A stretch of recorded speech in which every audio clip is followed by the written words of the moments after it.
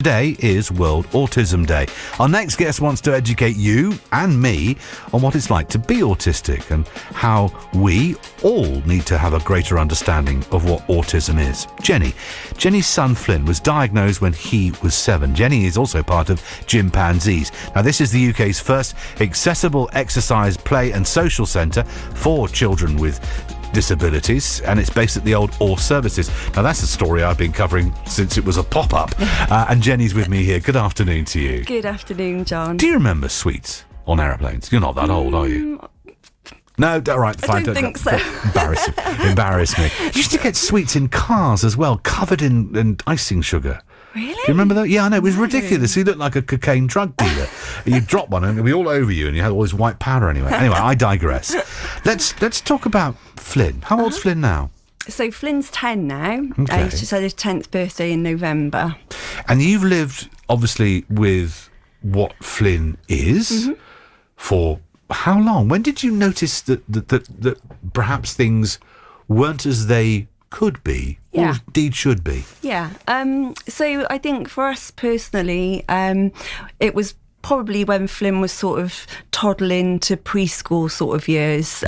So Flynn's got 2 older sisters, very chatty.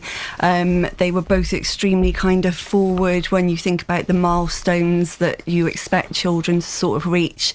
And Flynn wasn't quite there with those milestones. So it was more so his speech, I would say, that was really noticeable. He was very good at pointing at things if he wanted something, and obviously he had these 2 big sisters who would quite happily step in and speak for him. So there was the kind of odd word for the first few years, and I think by the time he got to preschool, he probably had a few words, but putting them into a sentence was quite tough. So it was more than just the fact that his sisters were older and would probably help him. So he thought, well, I don't need to talk, I just go, exactly. Which is a reasonable thing, and that's probably quite common in a lot of families, isn't it? Yeah. But when you're getting to these milestones, and you say preschool, you want your child to be at the line, don't you? And that's the average line. So what did you do about it? What did you think you needed to do about it?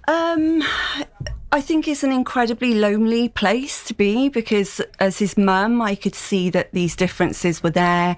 Quite often he wouldn't respond if I called his name, or he would just, if we were out and about, he would run, and I'd call after him and he wouldn't stop, he wouldn't respond. So at first, we had to rule out whether it was a hearing problem. So we went to the hospital and he had his hearing checked, and that was all absolutely crystal clear and fine.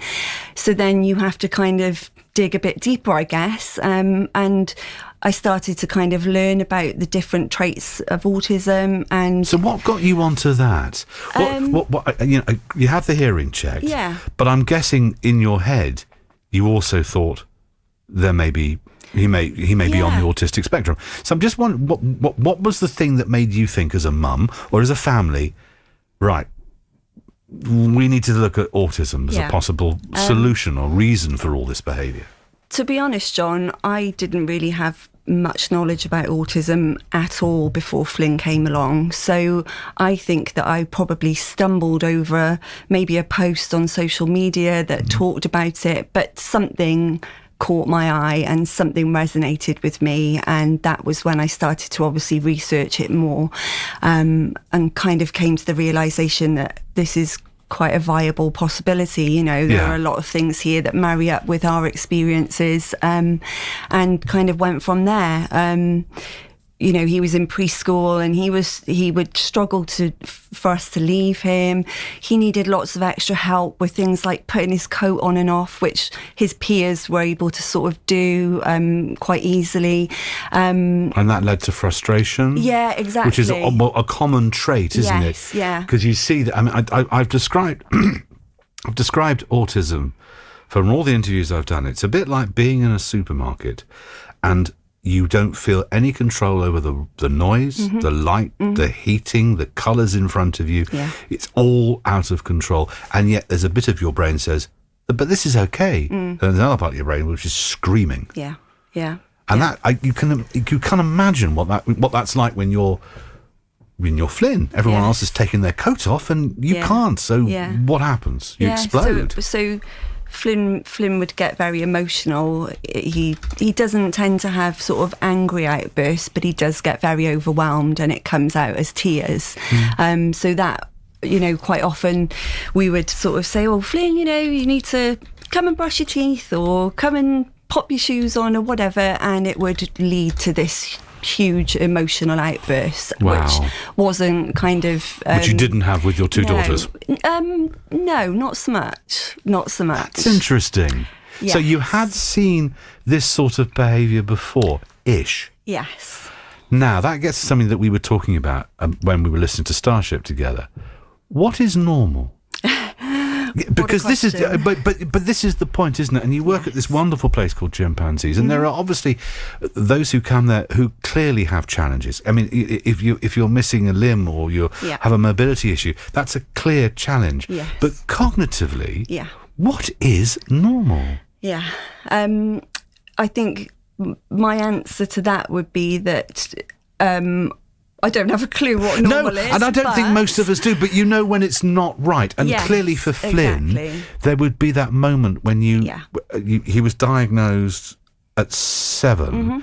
So that must have been a relief, but also, Yeah, a huge, huge relief, because by that point, obviously, Flynn had begun his school journey, and it was the first time where I felt recognised in my concerns. So I would say for the first few years of Flynn's life, people want to appease you. The last thing people want is to agree that there might be something different or there may be a problem. So people would say, oh God, no, he's all right. Yeah, he's just a boy, a phase. Or he's just, he's got 2 big sisters, But I knew by that point that it was more to it than that. So to get to 7 and to go through the diagnosis process, which, is very intense, and to come out of the other end with answers is a huge sense of relief. And they've got to get it right. So, I mean, we talked about the NHS in our first hour this morning.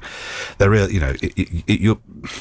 In a way, you're fortunate if you've got something that can be diagnosed and they say, right, it's that, we can cut it out, put an ointment on it, we'll give you some pills, off you go. If it's not that simple, then they have to go, well, it's not that, so it might be this. So it's not that, it might be this. So it's not that, it might be this. And then you arrive, don't you, at something in your heart of hearts, because you've done your Dr. Google and everything else. You know what it is. And then, of course, you hear the word officially. It's not what you found out. It's not what you're maybe denying. You hear that your youngest son is autistic. And I think it's very difficult for people to kind of understand unless you go through a situation like that. But it was a relief, and I didn't feel sad about it because he is such an incredible little boy, and there is nothing on this earth that I would change about him.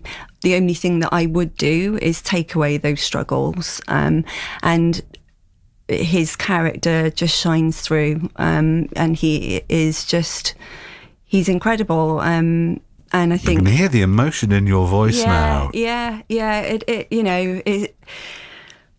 It's but it's got a name, which means now you can do things.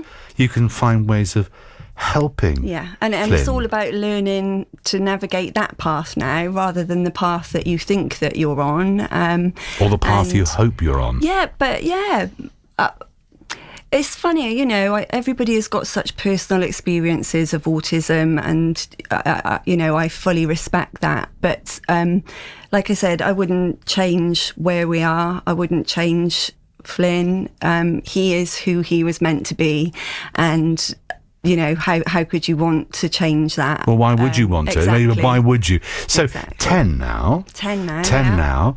Would you be working at Gympanzees if it wasn't for what you've gone through with Flynn? Oh, wow. I was a stay-at-home mum for several years, bringing up the girls and Flynn whilst he was smaller. And I just stumbled across an advert for Gympanzees to join the team. And I think because of my experiences with Flynn, I just thought, wow, this sounds incredible, and I really, really want to be a part of it. And you have for 3 years? Yeah, so I went for the job interview and I was lucky enough to join the team, and that was when Gympanzees came kind of hurtling into our life, and I could not be more grateful to have found them, because the support network of my colleagues and what they do for the families that need Gympanzees is just is priceless. Yeah, it's very, very, very special.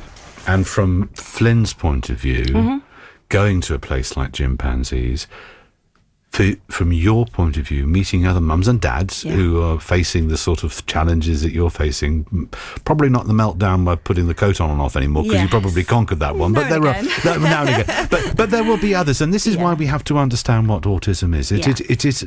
There are lots of cliches. Everybody is an individual. Yes. Everybody will have their own individual challenges. But there will be commonalities. There will be things that are similar about the environment, noise, light, sound, colour, even smell is another one that often overlooked within autism. How smells can cause all sorts of fight or flight reactions. That must be incredibly empowering for you, and you're able to help other mums who are going through what you went through before Flynn had the word. It's the diagnosis. It's so amazing that we have this community through Gympanzees where you're able to talk to other parents who just get it. And as I said before, it can be very difficult for people to understand that haven't been through a similar situation. But, and as I also said, it can be extremely lonely. And this is a huge part of what Gympanzees is going to bring to the table is not only is it going to facilitate our children being able to have the physical exercise that they need, which will in turn... in an environment that understands them. Yes, exactly. That will improve their mental health. It's also going to do huge things for the parents' mental health. You know, so many of our families are isolated because they can't access the mainstream leisure that's on offer at the moment. So to have a place that they can come and meet on a regular basis and get to know each other, talk about the small wins, talk about the rubbish days, and understand each other. And all points in between. Exactly. Of being a parent, but with extra challenges and issues. Yeah. It is World Autism Day. If you want to find out about, I mean, if anything's resonated with you or a member of your family, if you got, a brother or a sister or your own children, or friends who think, hang on a minute, this what Jenny's talking about has a resonance to me. What would be your advice 3 years on from getting Flynn diagnosed, but 5-6 years on from starting the process? What would be first step? Where do you go? I think it's hugely important to trust your gut on these issues. So if you feel that there is something that is different about your child, then, trying to be very diplomatic, but it's a difficult road to navigate. The whole diagnosis process, it's tough, and you have to be quite thick-skinned because you will get quite a lot of rejection. Even trying to obtain a diagnosis can be very difficult because your child may not tick a particular box that gets you to that. They may not meet the criteria that the professionals kind of put out there. But I think you've got to be determined and you've got to really push and advocate for your child to get the support that you need. Well, thank you for telling us the story of your son, Flynn, and his diagnosis on World Autism Day. You can have a look at I always say, look at the NHS criteria for what autism is, and having listened to Jenny as well, it may help you to get the help and support. I have to say that I used to regularly drive on that road coming across the bridge when I used to stay with my mum for 5 years, and seeing that sign go up, huge, great big Gympanzees sign, I thought to myself, I remember when that was a pop-up. Yeah. A half term on holidays, and I spoke to the founder. Now look, it's it's an extraordinary thing. It is. Jenny, thank you very much for sharing the story of Flynn. You're so welcome. Pleasure. Thanks.